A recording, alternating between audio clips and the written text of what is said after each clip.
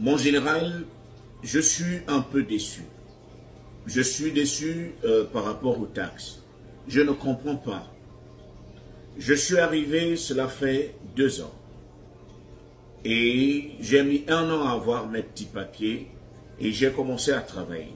Cela fait 1 an que je travaille et je viens de recevoir mes 4 W2s parce que je fais 4 petits boulots en même temps.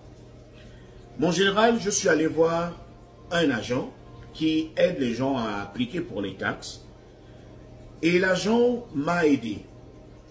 Mais je me retrouve dans une situation où non seulement je dois payer les services de l'agent, mais je dois aussi de l'argent, je dois encore payer le IRS.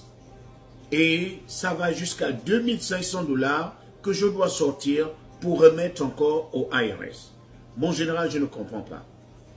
Lorsque on explique les taxes, on dit que ce sont les tax returns, que je suis censé recevoir en retour ce que j'ai donné chaque semaine, ce qu'on me prélevait chaque semaine. Je suis censé récolter ça maintenant. Pourquoi me demande-t-on de payer encore le IRS? Pourquoi me dit-on que je dois de l'argent au IRS et pourtant j'ai respecté tout ce qu'il y avait à respecter? Chaque semaine, on prélevait des taxes sur mon paycheck. Qu'est-ce qui se passe? Alors, il faut comprendre que lorsqu'il s'agit des taxes, c'est un domaine sensible.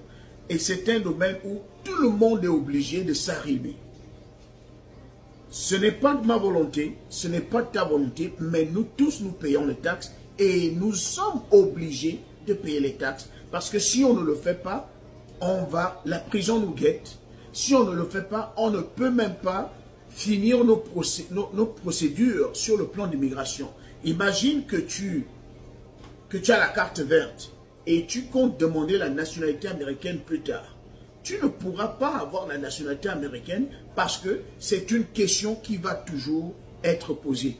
Est-ce que vous devez de l'argent au IRS? Si vous dites oui, est-ce que vous avez déjà entamé une procédure de paiement? Est-ce que vous êtes entendu avec le IRS pour leur dire voilà comment je vais procéder, je vais commencer à payer petit à petit? Mais si tu ne le fais pas, si tu n'as aucune procédure, aucun plan avec le IRS et que tu dis que tu ne payes pas, ça veut dire que c'est un fait exprès. Tu as la volonté de voler de l'argent au gouvernement. Donc, on va te refuser la nationalité américaine. Donc, c'est déjà ton devoir. Ton devoir est de payer les taxes. Maintenant, comment tu arrives à payer encore les taxes au IRS? Et pourtant, on a fait des prélèvements chaque semaine de ton paycheck. Alors, il faut déjà analyser ton dossier, il faut déjà analyser ton cas. Tu es dans quelle situation? Est-ce que tu es marié? Comment tu as appliqué? Est-ce que tu as appliqué en tant que célibataire? Ok? Tu es célibataire. Est-ce que tu as des enfants? On appelle ça le dependent. Est-ce que tu te retrouves sans dépendance? Tu n'as pas d'enfant. Si tu n'as pas d'enfant, et que toi tu travailles 4 boulots, ça veut dire que tu te fais plus de 50 000 $ l'an. Tu travailles à Uber, tu es à DoorDash, tu as ton boulot personnel, tu fais aussi des petits trucs. Donc ça te fait 4 boulots, 4 W2s. Alors ça te fait beaucoup d'argent. Maintenant, le IRS vient te réclamer de l'argent parce qu'ils se disent mais monsieur tel, vous vivez seul et vous vous faites un maxi de pognon, nous ne pouvons pas vous laisser vivre seul parce que vous n'avez qu'une seule bouche à nourrir. Alors que nous, on doit aller s'occuper de ceux-là qui n'ont pas la possibilité de travailler. Donc, nous allons vous exiger de payer encore pour que vous nous aidiez à nourrir ceux qui ne travaillent pas. Et c'est ça le raisonnement. Donc, tu vas te retrouver à payer encore au IRS peut-être 2000 $ ou 1000 $, tout simplement parce que l'argent que tu te fais te suffit suffisamment et il y a assez.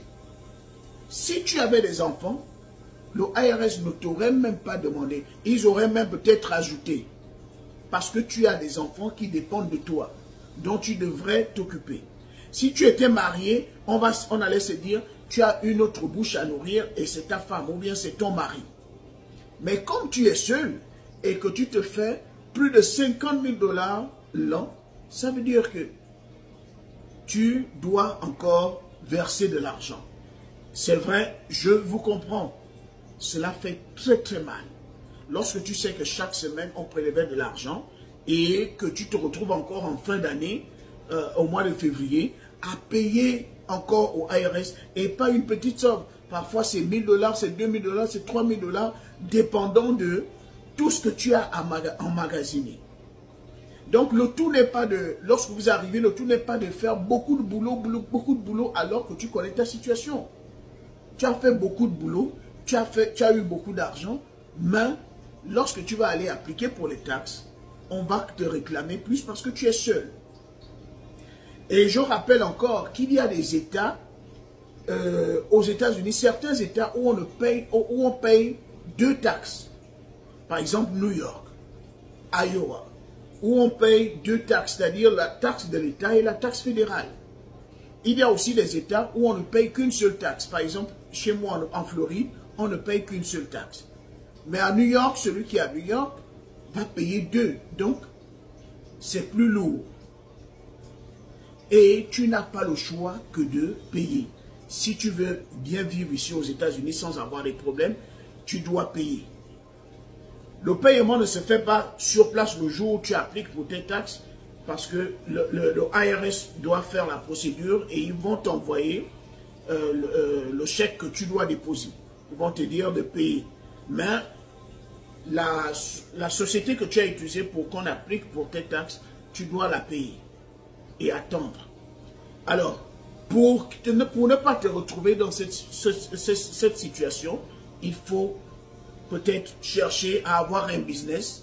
Quand tu as au moins un business qui est listé, on va se dire, le IRS va se dire non, on ne peut plus lui demander de l'argent. Peut-être qu'on peut même l'aider à mieux gérer son business parce qu'il a non seulement sa bouche, il a aussi certains employés dont il va s'occuper. Donc, voilà les choses qu'il faut aussi comprendre. Le tout n'est pas de travailler dur, de faire plusieurs boulots. Tu es seul, mais tu te retrouves avec assez d'argent. Le IRS va forcément réclamer. Mais le conseil que je peux vous donner, c'est qu'il faut toujours et toujours payer ces taxes pour être en conformité avec l'État américain. Pour ne jamais avoir des problèmes. Parce que la prison nous guette lorsqu'on ne paye pas ces taxes. Et ta procédure sur le plan d'immigration ne va pas évoluer si tu ne payes pas tes taxes. C'est obligatoire.